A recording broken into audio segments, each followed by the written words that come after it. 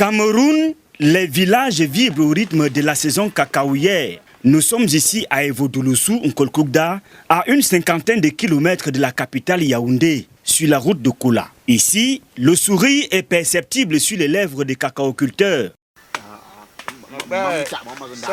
Quand cette période m'arrive, vraiment mon fils, je sais que chaque jour, je veux boire, je veux manger. C'est le début, le commencement.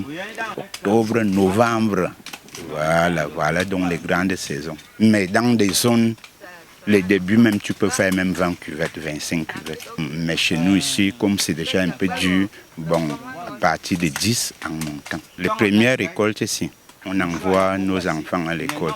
Même si tu as des crédits, ceci ou cela, bon, on nous pardonne un peu. Bon, après le mois, c'est novembre. C'est là qu'on commence donc à payer les crédits. Occasion idoine pour les jeunes qui se sont installés en ville de se rabattre dans les villages. Quand la période arrive, nous intéressons puisqu'on n'a rien à faire. On s'intéresse maintenant au niveau du cacao. Ça nous permet de vivre et de ne plus trop souffrir comme quand la période finit. Quand la période finit, on souffre trop. Pour gagner en ville, il faut toujours avoir une activité qui peut te permettre. Quand tu n'as pas d'activité, on est obligé de rétrograder au village. Le cacao est rentable. Les jeunes agriculteurs en sont conscients. Mais pour qu'il le soit un peu plus, ces jeunes tendent la main au gouvernement. La culture du cacao, on voit que ça rapporte beaucoup.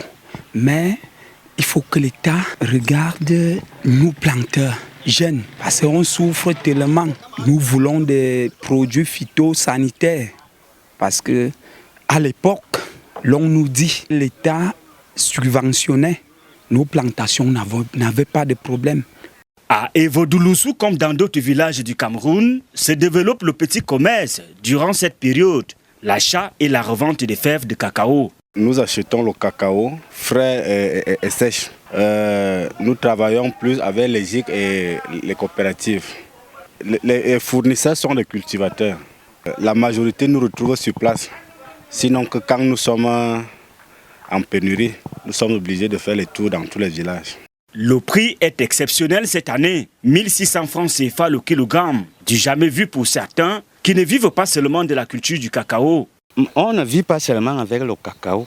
Nous sommes les planteurs, nous on fait les champs de manioc, les champs de maïs, le plantain, ainsi de suite. Nos femmes font les champs d'arachide. Il y a le macabo là-bas, ça nous permet de vivre. Le partage et l'entraide caractérisent ces populations qui vivent ensemble au quotidien.